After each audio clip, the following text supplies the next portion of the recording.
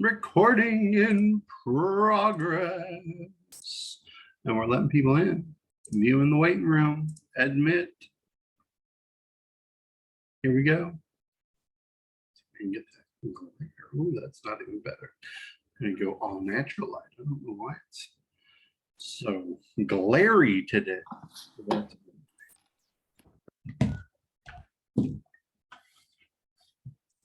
Letting them in, letting them in, letting them in. Good morning.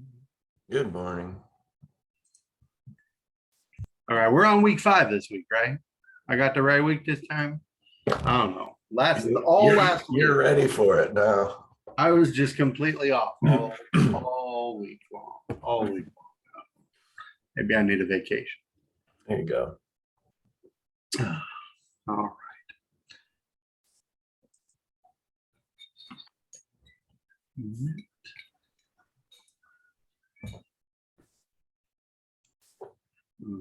right.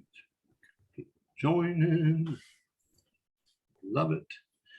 Oh, anybody up in the Minnesota area with all the storms yesterday? I saw there was a really bad storm that damaged over 100 houses. Oh, geez. Didn't even hear about it. I know we have some Minnesota folks. I don't know if anybody happens to be in these sessions, but yeah, once in a every decade tornadic event, they said. So they're not used to those up there. Yeah. Very good. Wow, everybody's got their cameras off today. Must have the funk. Don't want to. Yeah, I'm not feeling the best today, so I got to keep the camera off. I'm still in bed, to be honest, but I'm here. Hey, well, hey, you're showing up. That's important. That's important. I'm here too. I'm trying to find a parking spot and get in front of my office. Hey, you're somewhere that looks nice and green and sunny too. That's Oh yeah, the weather is nice today. I'll see you in a little bit. very cool. Okay. Very cool. All right. Well, we will obviously give people a few more minutes to get in. They're still coming, so that's good. But we want to go ahead and get started. I want to remind you all again 2 things. Report your numbers. The link is in the Facebook group. We want to make sure everybody's doing that. We have some people that are definitely seeing some results, and so that's awesome. We want you to keep going with it. And second, don't forget, guys, the 5 to 25 challenge. The winner for last week is going to be announced today, because today's Tuesday. See, I'm still off. I don't know what I'm doing. So it'll be announced today, and then you have until next Sunday night to enter for this week. So as you go through the week and you're doing your contacts, make sure you go and enter, because all you have to do is enter and you could win $250. Not a bad day, really, just for doing something that you're already doing and letting us know about it. So please make sure you do that as well. Again, that's the trchallenge.com, just trchallenge.com, and that'll take you to the link for the challenge. And the tracker is in the Facebook page. All right, Kevin, anything I'm missing? Any announcements that we need to cover? No, I think that's pretty good. I will put the tlrchallenge.com in the chat. Very good. Yeah. So don't want to go enter yet unless you happen to have already made all of your 25 contacts for the week. But certainly worth bookmarking, because this is going to be going on. This is ongoing every week. Yeah. Every week. And again, I know some have brokers that are matching. So if you win, then the broker is matching. And a few, and I'm not speaking for anybody in the locker room, but a few have brokers and coaches or growth partners that are matching as well. So there's some people that if they win, it could be like $750. And some that could be $500, and then some of y'all, I guess you just need a new state and a new broker. I don't know. Just teasing, but I was stalling because there were a whole bunch of people that were coming in. We wanted to get everybody in. So tlrchallenge.com, and of course, tracking your numbers. So with that, I want to hear some wins, guys. Something from the last week, something from yesterday. All right, what's going on? Tell me about how business is going right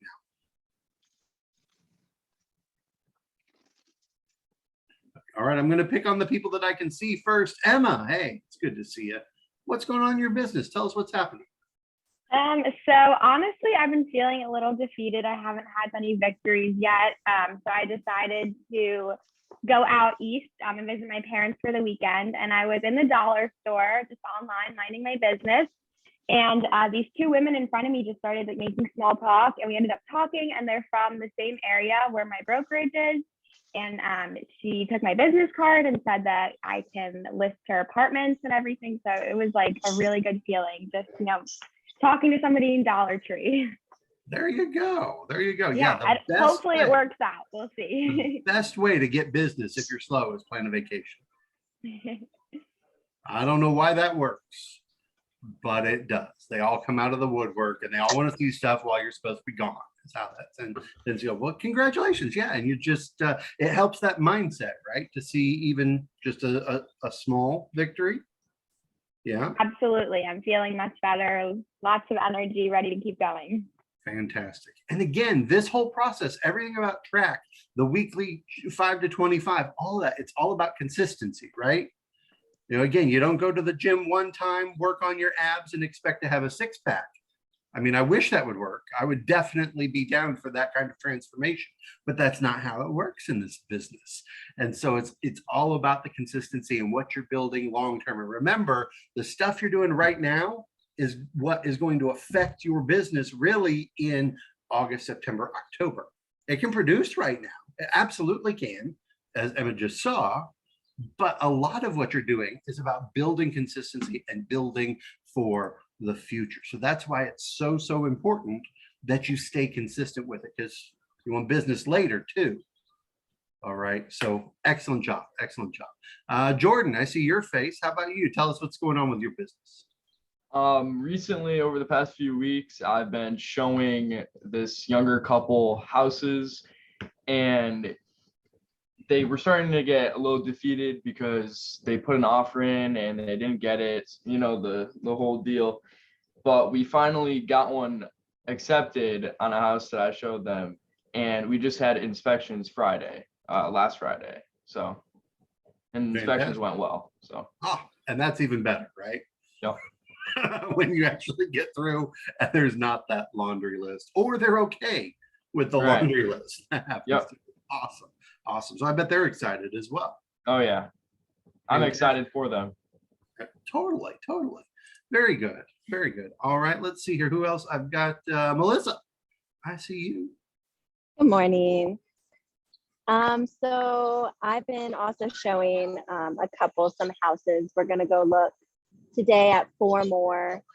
We put in an offer, it did not get accepted, but hopefully something today will catch their eye. And they're being very open to different price points and things that might need a little bit more work. So I'm hopeful that they'll get something accepted. Absolutely. And you've got to continue to be that cheerleader too, right? Because it's frustrating for us when we're putting in the work and we're writing the offers and then you don't get it either, right? Right. Anybody else get discouraged? But you can't let that show to the clients, can you? So excellent. All right. Angela, you're in the office. Hey, share with us. Yeah, finally I made it. All right. What's going on with How are your you business? guys? Excellent. Everything is good. I hope everyone had a great Memorial weekend.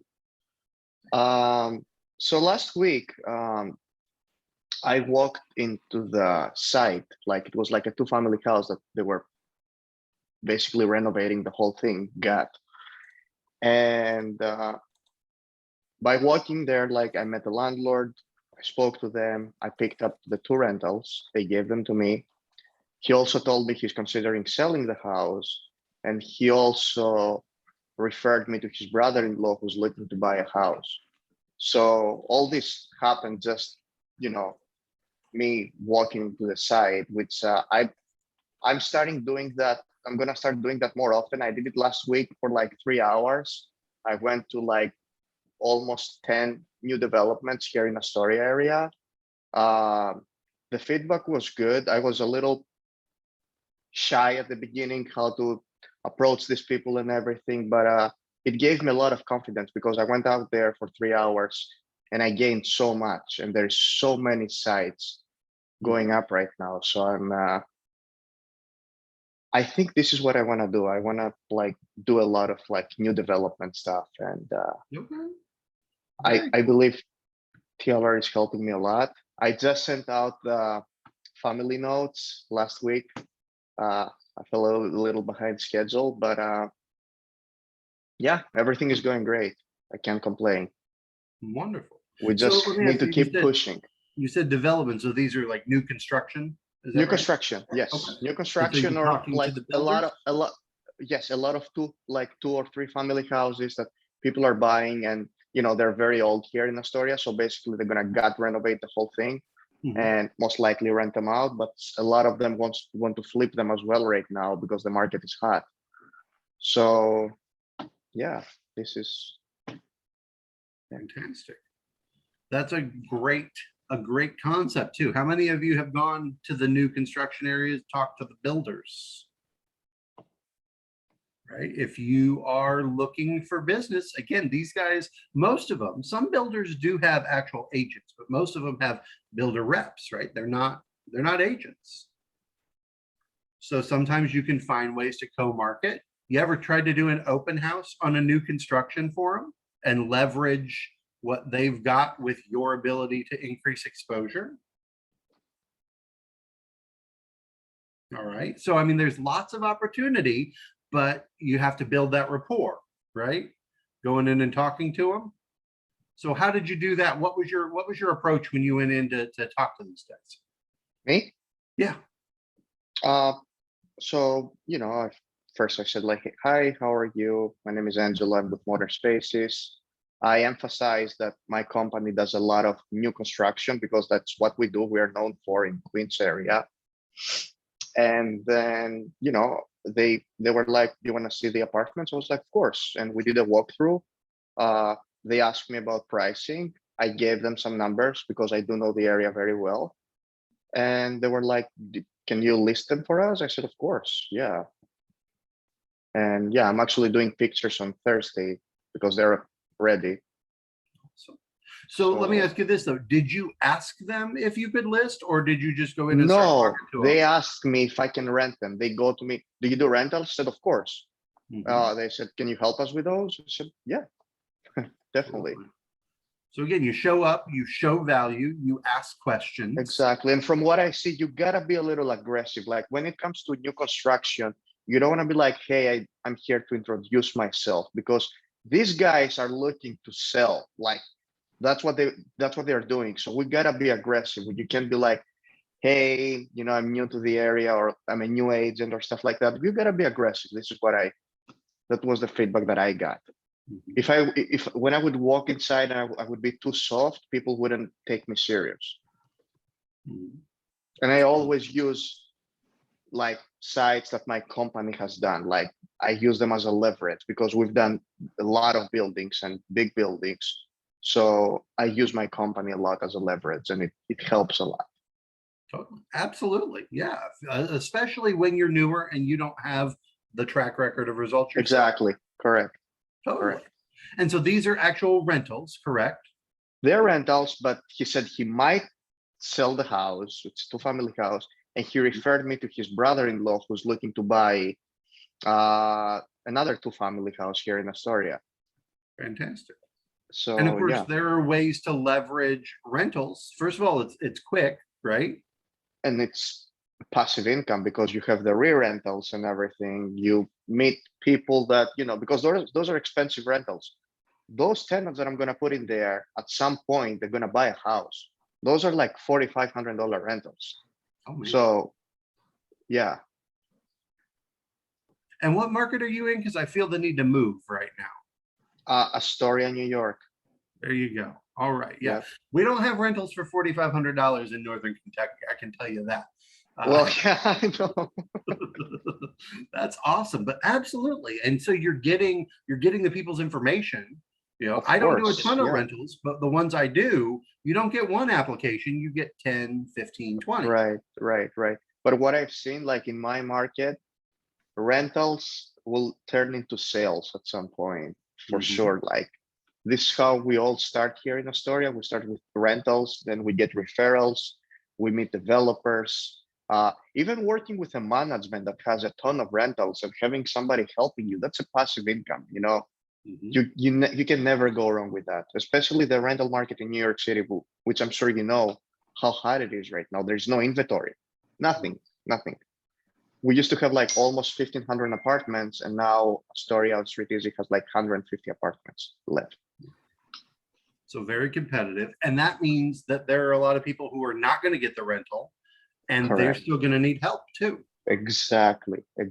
So you have exactly. lots of other opportunity. Guys, I hope you're Yes. listening to this because some people, don't even think about rentals and going the route of the rental market. Right. And I also you're- made 31 contacts last Okay. week. Those are my numbers. I haven't published them yet, but I'm going to. All right, so Angelos is going to teach the rest of today's session because he is on fire. That's awesome, man. That's awesome. But yeah, it's something that can be easily overlooked, guys. The idea of rentals, but especially if you can get in with those landlords, those management companies, those new developers, and list them. Are you going to necessarily get rich in most markets just on doing rentals? Probably not.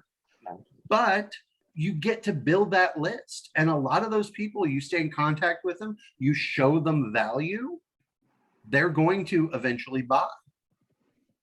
And And so I there's want so much opportunity. Go ahead. I want to say that we all have to treat all like landlords, especially with rentals, like even a $1,600 rental, it has to be treated the same way as the $4,500 rental. Mhm. Because I see a lot of people, like when they have the cheap rentals, they don't really care, they don't really push. And landlords can say that, because there's a lot of competition in the area. We have so many agents, they can be like, all right, you don't care, I'm going to give it to the guy across the street. Mhm. Yeah, that's all I have to say.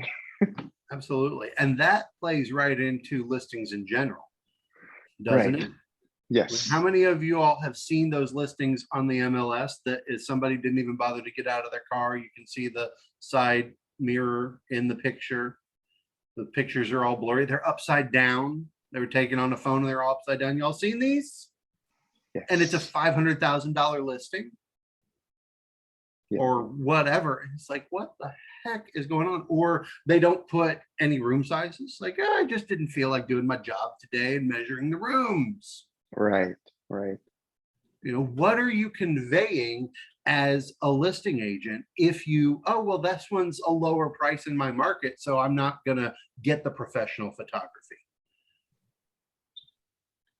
Or I'm not going to go all out and, do whatever I normally do. It's okay to have a menu of services. And if you're into negotiating commission, some people, nope, I'm not going to negotiate my commission at all. I get all my apples. Some people, hey, I'll do this for this many apples. I'll do this for this many apples, right? Because we're not supposed to talk about commission. Okay. So, and that's okay if you want to negotiate that and have those kinds of menus of services, but you need to make sure you're treating everybody the same. Because guys, people notice. You notice, don't you? I'm looking at a bunch of cameras off, so I can't see thumbs, I can't see heads. So I need like some verbal feedback from somebody or some emoji reactions or something. Yeah, we definitely notice. Totally. And so that says something about you. So the question I have for you today is what kind of an agent are you? Are you an 8% listing agent? Are you a 7%, a 6%, a 5%? Are you a $5.99 flat fee? The thing is, it doesn't matter which one you are. You can be a flat fee and do a really great business. I know some great people that do. But what are you doing to show your value? I want somebody to talk to me.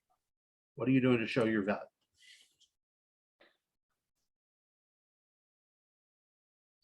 I'm sorry, can you repeat the question, please? What are you doing to show your value when you have a listing opportunity? Somebody says, hey, I Mhm. want to talk to you about listing whether it's a rental listing or whether it's a sales listing. What are you doing to show your value? So let's say somebody wants to talk to me about a sales listing. First thing, I'm gonna get some comps, like houses that have sold in the area. Show them what we've done as a company around the area. Show them how we're gonna market the product, like what kind of pictures we do, where we market, what else we do, like that we're gonna like send bunch of flyers when we list your house, go door knock around the area and tell them, hey, there's an open house tomorrow. Please swing by. What else?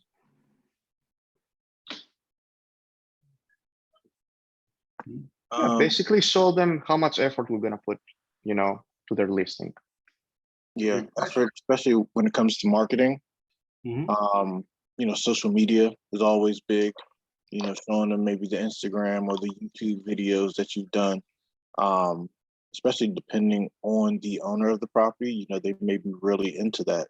Some agents aren't really doing the media. So if you can stand out that way, I think that'll help.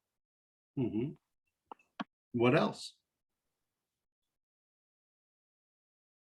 Let me ask the question this way. How many of you have had listings? All right. How many of you have lost listings?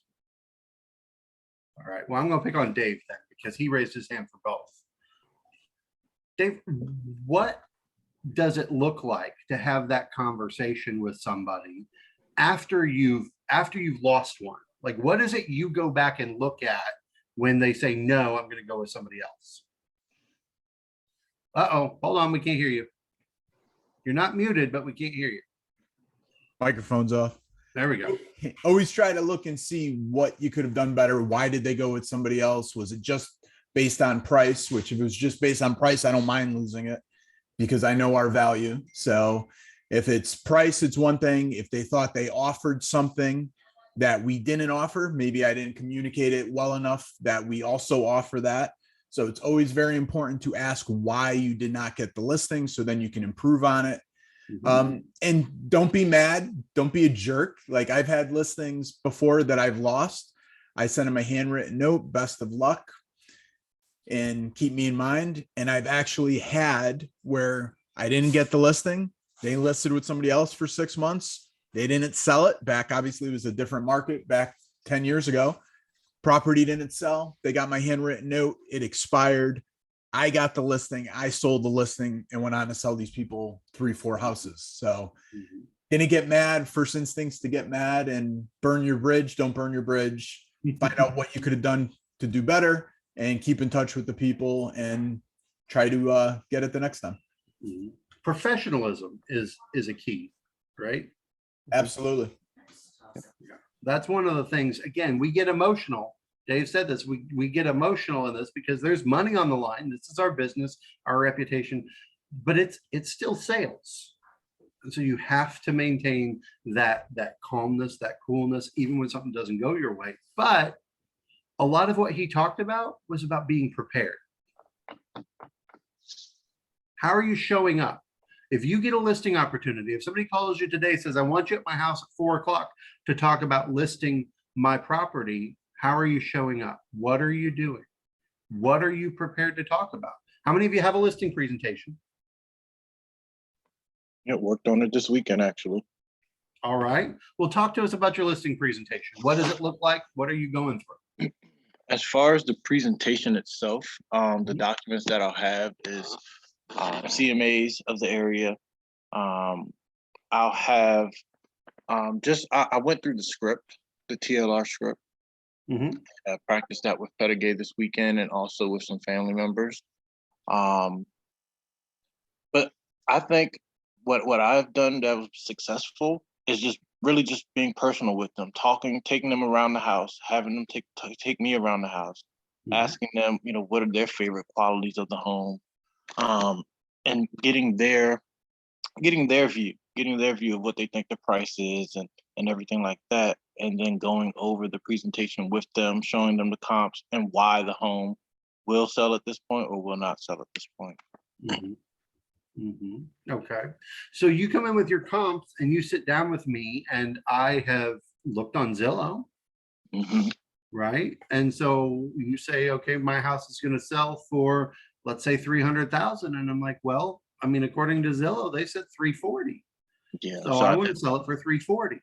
Right. Now, what conversation are you having? First of all, explaining to them that how Zillow works, you know, that their numbers sometimes are incorrect. And then still, again, show them the comps in the area, because those numbers are going to, you know, reflect what the value of the home is. Mhm. And maybe explain to them that maybe your home isn't up to par. You know, it's not updated enough to get that value that you want. I think that, you know, that's where I would go with that one. Okay. You have to be careful, obviously. You don't want to say that your home is not up to par. That's probably a good way to be uninvited Okay. for most people, right? Because it's their home. They Yeah. think it's fantastic. Well, I think you have to show them. I mean, you have to show them if they don't have the upgraded granite and the stainless steel, you show them a house that does, and that house probably is at that value that they want to sell. But you got to kind of open their eyes without, I guess, telling them, no, it's not going to work this way. Look at these photos and tell me what you think. That's right. Yeah, using the data, using what's available to you. Because again, you know, I have a gentleman just recently that I went in, sat down with him. He had his own comps. He slid them across the table. He said, I want a list for this price range. Here are my comps to justify it. His house is 25 years old, has one updated room in it. That's the kitchen. Everything else is outdated. 2 of his 3 comps were brand new construction. Now they were within 200, 300 feet of his house. So he got the proximity part right. And he even had the square footage right. They were about the same size. But is a brand new thing that just got finished 3 months ago, is that really a good comp for a house that's 25 years old, guys? No. Why not? The age of the home, the style of the home is all going to be different. So it just doesn't really compare as far as the value. Yeah, absolutely. And so you have to be able to have that conversation. This is about knowing your market, number one, knowing how to do your job, number two, which all this takes practice and it takes time. And this is why, even if you don't have the listings, you need to be working on your listing presentation. You need to be running CMAs, run it on your own house, if nothing else, and know how to do this so that when those opportunities come, you can have those conversations. Because are people going to ask you? I mean, we all want to talk about commission. We, the public, right? Everybody wants to talk about your commission, and that's great. But even if you get the commission part settled, you still have to sell the house. Kevin, thoughts? Well, I just want to point everyone in direction. If they need to, we do have a CMA course in the Locker Room University with several different ways to show you how to do it. So there's a couple different options. Certainly pick the one that works best for you.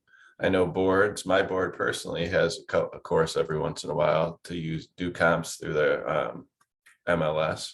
So if you need to, there's a million houses out there for sale, well, across the country anyway, but just find one, have some comps, have someone else, you know, run some comps and compare them. And then you guys can talk about it, get tips from each other, see if there's anything you can do differently or better, I guess would be the term. You know, one of the best ways to practice too is find something that just recently closed that maybe you're a little surprised about. Oh, I didn't think it would close that high based on the area it's in. Go do the comps on it, figure it out. In the CMA course that we talk about, you know, that Kevin just mentioned, I actually am one of the teachers in that, talking about how to use RPR. You know, that's a resource that most of us have available to us. And it's a very good tool. Is it the only one? No, there are lots of ways to do CMAs, but find a way, as he said, that works best for you and go and practice. Because again, we don't want to be practicing when we have the opportunities. We want to be practicing so that when we get the opportunities, we can go in there and nail it. Now, will there be questions that sometimes you're going to be like, "Ooh, I don't know how to answer that"? Does that ever happen? Right? It still happens. Dave, does that ever happen to you sometimes, even where there's a little hesitation? Yeah, I mean, it doesn't matter how long you've been in the business. Sometimes it still happens. But when we know our data, when we know our market, when we know our presentation, when we know our documents. How many of you have actually read your contract? You know, one of the most embarrassing things that can happen to you is you have a client ask you what something means in the contract and you don't know what the heck they're talking about. Are you building confidence in their life and in working with you if you don't know what your contract says?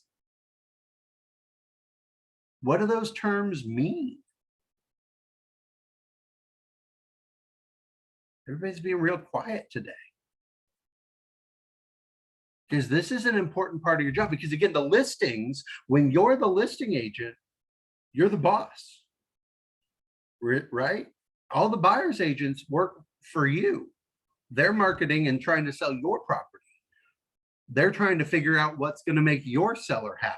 You want to be in that position, and you want to get to the place where you're in that position more and more and more, ideally.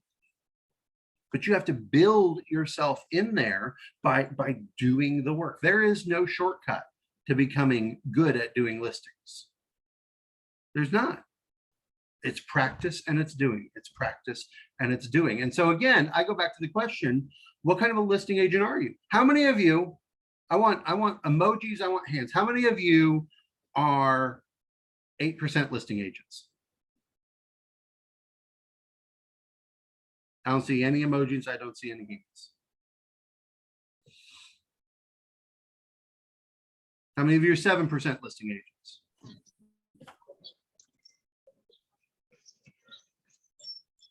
That's me. 6% listing agents?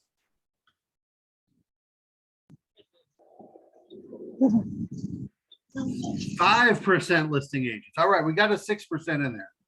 5% listing agents. 5% too. Okay. 4% listing agents. We get much lower. Somebody's not making any money. Unless you're a flat fee. Do we have any flat fee models? Flat fee people are cool. Okay. So some of you don't even know what your percentage is.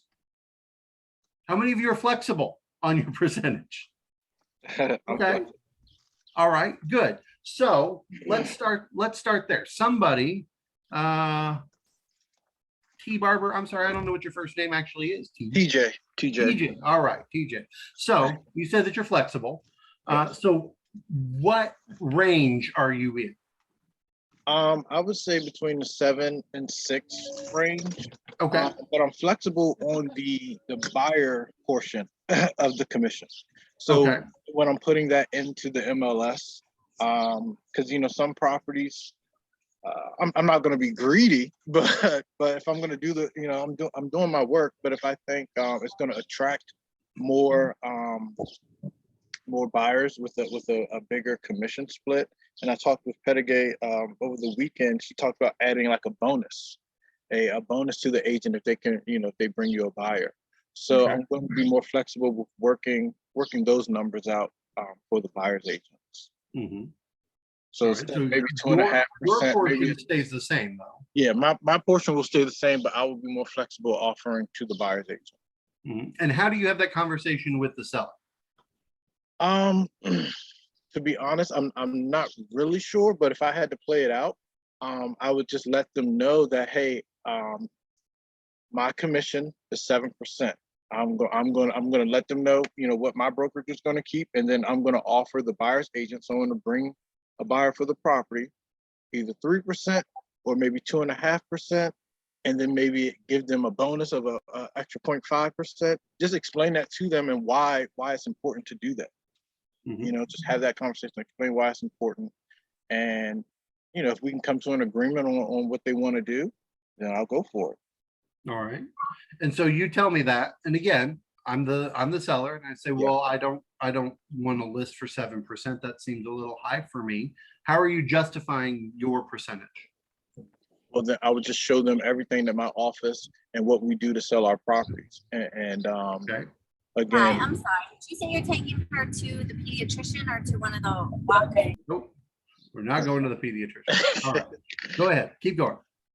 no, I would just explain to them again what our marketing does, our social media presence, you know, having the excellent photographs and the YouTube videos, Mhm. the open houses. I think just explaining what we do. I mean, it's what we're supposed to do as agents anyway.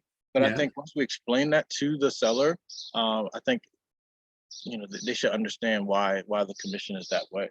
Okay. And so how are you explaining that to me? Are you showing me? Do you have a sheet with Yeah. a breakdown? Yes. What are you Actually, showing me?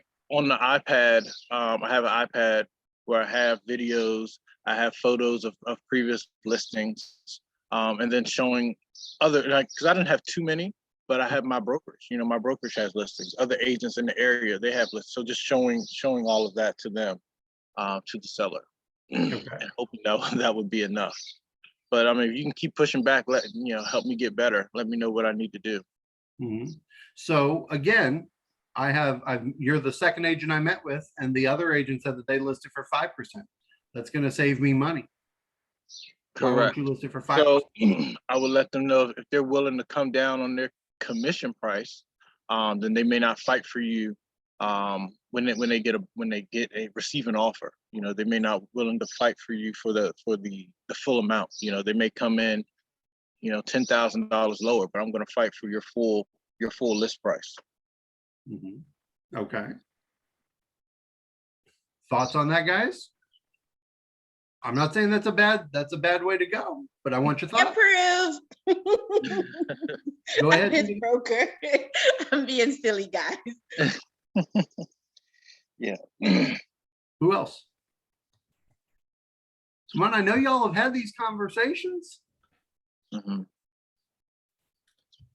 Something I haven't shared with my agents yet, I'm actually still working through it, is possibly putting together a document that starts at our ideal commission and then going up to the next number and then a number after that, and then display all of the things that we're willing to do for those prices. And if the lowest number is our ideal, even if they're like, okay, I can't afford, let's say, the higher number, we'll still fall in the range that we want to be in. And the higher number would probably have something like staging. We would cover photography. So I'm working on that piece to help the agents out with, to make it a little bit easier. Because sometimes when you show a document, it's a little bit more clear than if you're just discussing it. Mhm.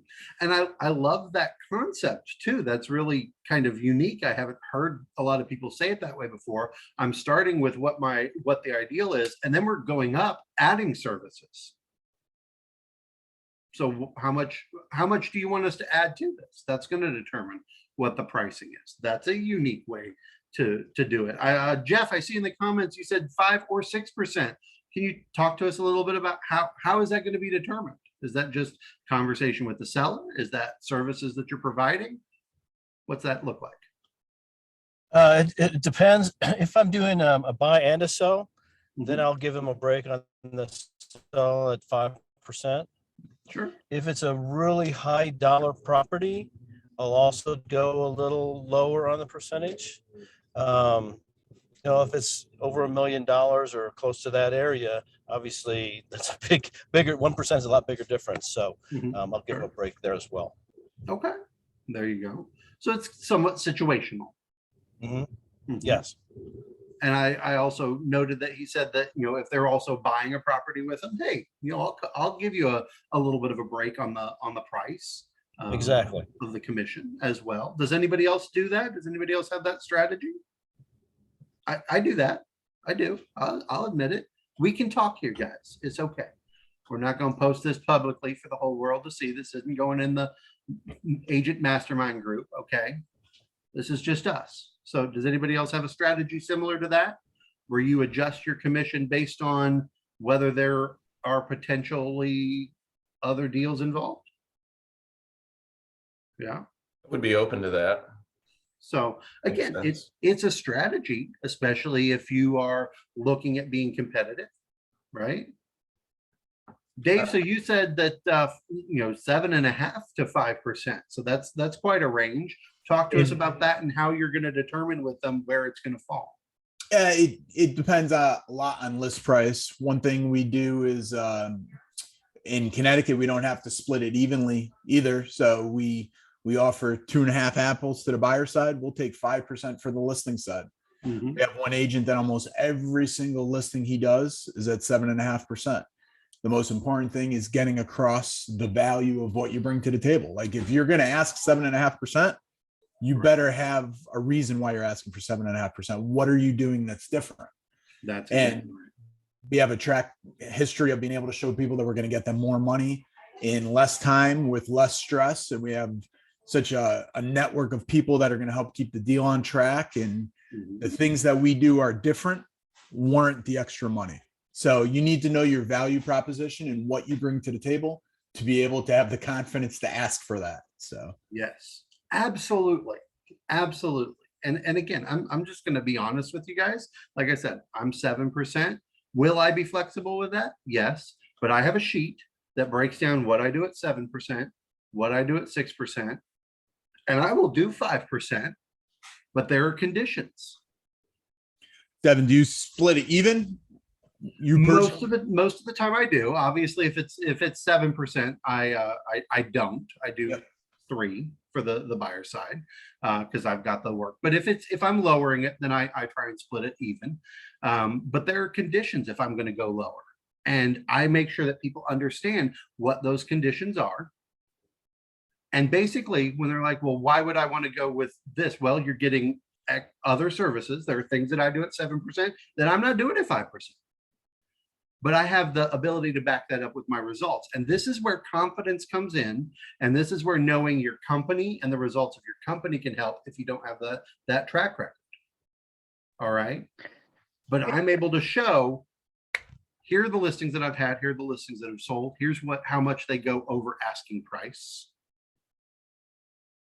Right. And here's what I am providing for you.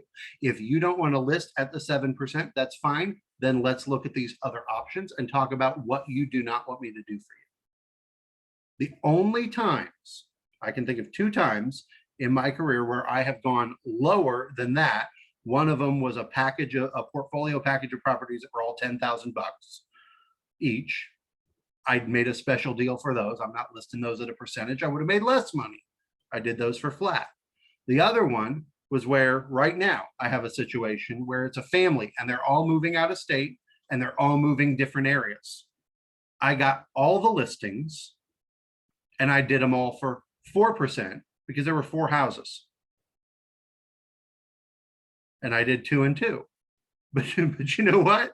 Getting 4 houses, 4 listings in this market, that was worth it to me. So it can be situational and you have to know your business. Sandy, I'm going to get to you in 1 second. You have to know your business. But as Dave said, you have to know your value proposition. I go in and I say, I'm listing at 7%. Here's what you get. If they say, I don't want to list at 7%, that's fine. I'll do 6% for you. Here's what you're going to get for 6%. It's that simple. You control that conversation. Sandy, question, go ahead. Feel my face.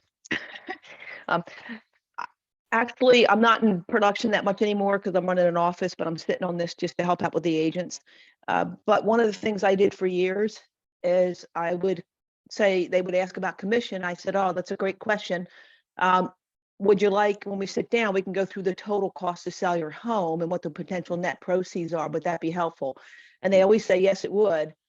99% of the time when we sit down and went through the net sheet and what their proceeds were, they didn't even ask what the commission was. They said, yeah, that'll work. That's good.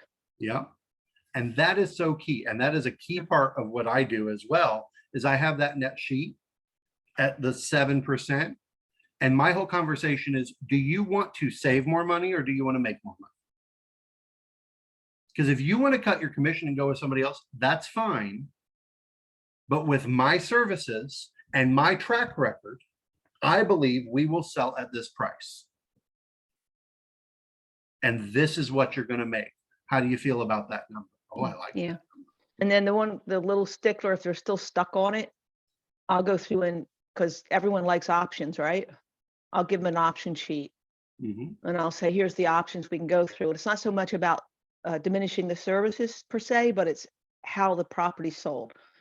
I said, because we're your previous customer, whatever it is, I'm going to automatically cut 1% off. If I sell it myself, we'll do it at this.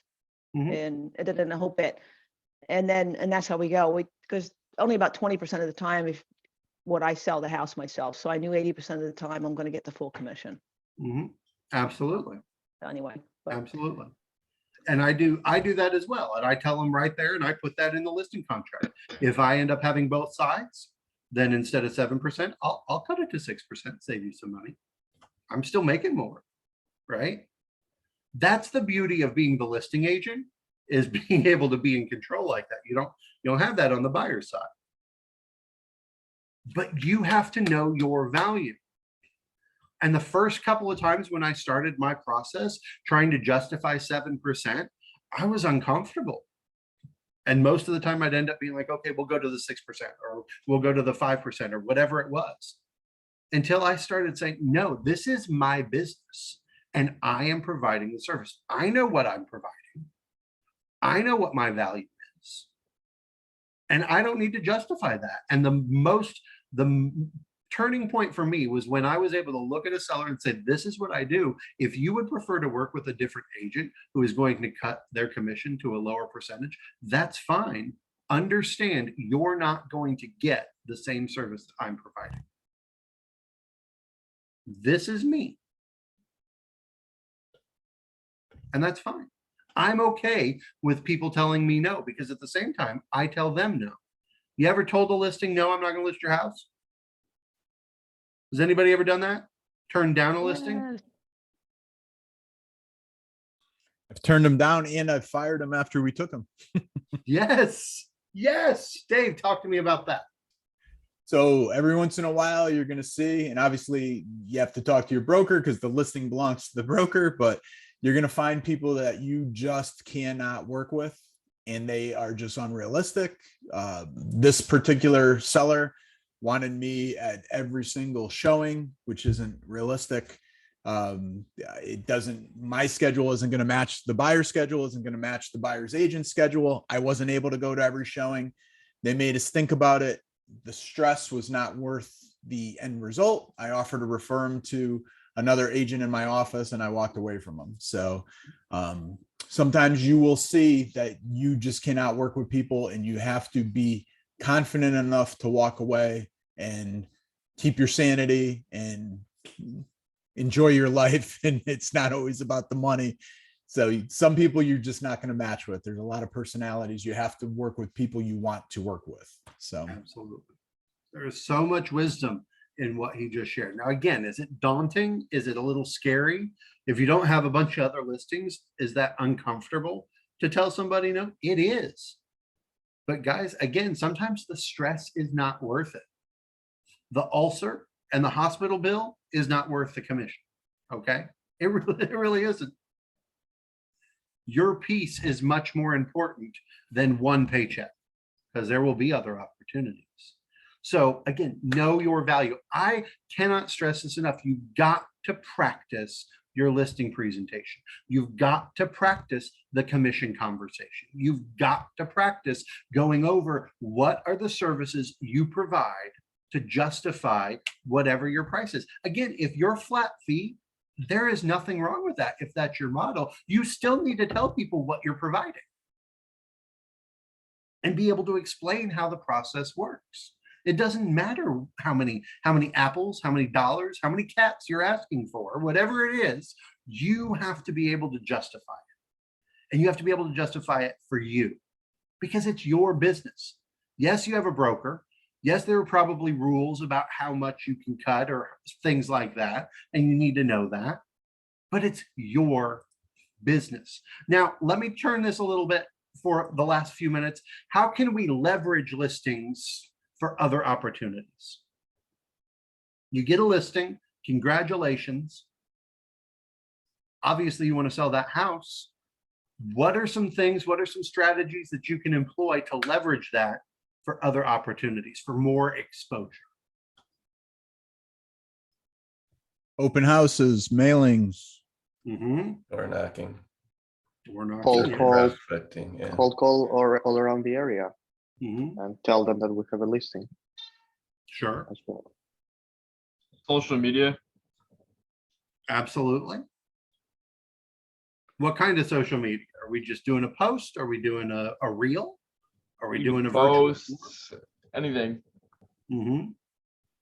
Videos, right? Absolutely. Getting them to share it. I mean, ultimately, I think goes back to the overall theme of what you've been talking about, where you're marketing yourself when you're listing a property, not just the property. So when they're whoever is on Zillow, whoever's on Realtor, they see your nice pictures, they see how well you handle it, they come to your open house, they see how well you can market the property. It's only going to open you up for more conversations about other people that want you to do the same job you did for that person with their home. Absolutely. Again, if you go in and say, here's the services that I provide, you need to make sure that you provide those for the listing, obviously. But at the end of the day, do I just want to sell this listing or do I want other listing opportunities as well? I want other listing opportunities. Hopefully you do. So it's not just about doing the work, it's about how you show up. You know, if you say I'm going to go door knock and you're knocking on the door, I wanted to let you know that your neighbors just listed their house. Do you know anybody who might be looking to move into the area? Is that a good way to show up? Come on, work with me a little bit here, people. No, it's not. Right? If you say, hey, we're going to do mailers to the surrounding area, and you print those bad boys off on your little inkjet printer, and they're all smudged and look terrible, you know, is that showing up well? No. Like if you get that mailer, is that an agent you're going to want to call if you need help? No. So I got to make sure I have a professional looking card. I have to make sure that it's printed and looks nice. I got to make sure it goes out quickly, right? All those sorts of things. What's Jeff got to say here? Yeah, have to be on time at all times. Exactly. How you show up matters, not just to the listing appointment, but afterwards. Do an open house. Again, I love open houses. We'll get to open house week. You know, how many of you have done an open house and nobody ever came to it? Me, 2 hands. And it's so frustrating. But you know what I had to look at? It wasn't the, oh, nobody came to my open house, woe is me. How did I promote that? How did I lead people to it? And I had to be honest about the fact that, you know what? I wasn't putting my best into it. And that's the result I got. You know, I'm going to do an open house, and in this market, things are selling like hotcakes. I'm going to stick a sign in the yard, put it on the MLS, and you know, if you build it, they will come. That may work. But if you go in with a strategy, and I'm putting door hangers on the entire street, letting them know the day before, I'm putting out the social media ad, I'm boosting that post, I'm putting it in all the Facebook groups 2 or 3 days ahead of time. Hey, we're going to have an open house. Here's the time. I've got a virtual tour link for them to look at before they even come. I've got a lender who's there with me to talk to them. I've got a gift card to give away, right? I put signs out all over the place. I went out and bought 20 signs. I put out at least a dozen minimum. Depending on how big the subdivision is of the area, I've got directionals all over. I picked up a listing in a neighborhood where there were 3 other houses for sale with other agents, but these people saw my directional signs every time they stopped in their neighborhood. And so they called me. They said, we want you to come list our house. We see your face everywhere. How are you showing up? What is your plan? What is your process? So you have your listing presentation. How about your listing playbook? How many of you have a listing playbook of what you're going to do once you have the listing signed? This is depressing. Come on, guys. Do you want to make money or not? Yes. I want to make money. I'm not here to play. I'm not here to just screw around and have fun. I like it. I like what we get to do. It's fun. I want to make money. Have a checklist you can use. Again, that menu of services that you talked about, how are you doing it? So, okay, we're going to do social media posts. What social media are you using? What are you posting? Where are you getting the information? Are you just posting pictures? Is there a virtual tour? Is there a link to something? Are you using something like list reports so that there's a single property website? There are other sites out there like that as well, right? What are you posting? Where are you posting it? If you're posting it on Facebook, how many other community groups are you involved in that you can share that information to? Just listed, open house, whatever it might be, price reduction, right? Every listing that I get goes into at least 20 area groups. Some of them have 500 members, some of them have 8,000 members. If I just put that on my page, my exposure is a couple hundred people, but I start sharing that into those community groups, you know, the city groups, the county groups, depending on your area, go figure out what's in your area. You can maximize your exposure and reach thousands and thousands of people that are in those groups every day, looking for stuff, looking for events, looking for stuff for sale, looking for a washer and dryer, whatever it may be, and never spend a dime. I can get an organic reach of almost 10,000 people looking at my ads on my listings without spending any money. But you have to have a plan for that. And you have to know what groups you're going to go into. Are you putting it on TikTok? Right? I'm learning to use TikTok. And it's a little difficult for me. My almost 40-year-old mind doesn't quite wrap my head around the value of TikTok. But people are looking at it. And what I'm finding is it's not just the video, it's the hashtags.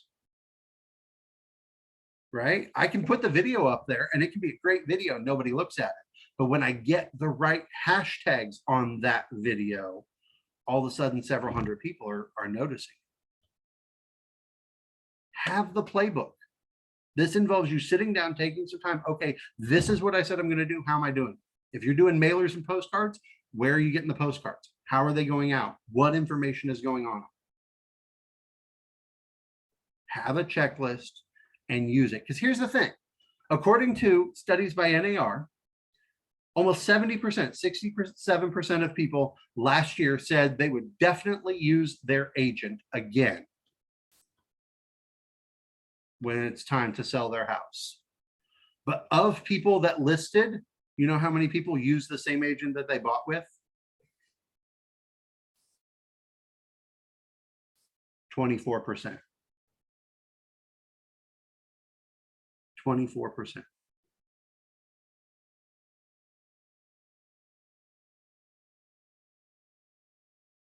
Why do you think that is?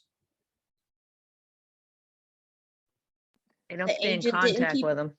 Sorry, Peter Gay. I was Yeah. saying the same thing. Yeah, that's obviously a part of it. The follow-up, isn't that part of the process too? Like, how many of you right now know what happens after your deal closes, what you're doing, what your follow-up looks like? How are you connecting with those people? All this is part of your process. It's not just a listing presentation, guys. This is a complete job.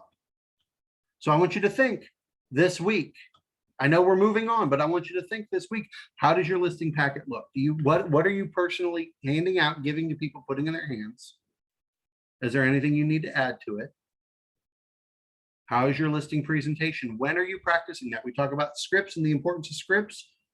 It's like a script, right? What strategies are you going to leverage for future business when you have those listings as well? This is how you build sustainability in your business, is you master your listing opportunities.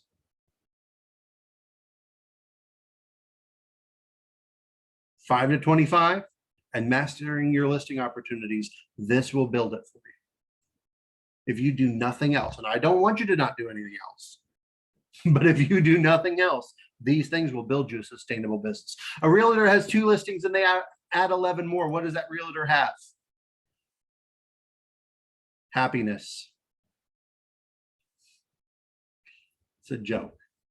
Kevin got it because he heard me tell it before. All right, y'all did not come with as much energy as I would hope for this week. Some of you participated. Thank you for that. Jordan, Angela, Sandy, I see some of you. I appreciate that. But guys, next week, Holiday come on. weekend, we sorry. want you to participate. I don't want to talk this much. I want you to share. I want you to get into it. So go this week, make your contacts, have a great week. Let's get back together. Let's see your faces. Let's talk. All right. We appreciate you. Thank Thank you you. for a good another week. great session. Have a good one, guys. Thank you.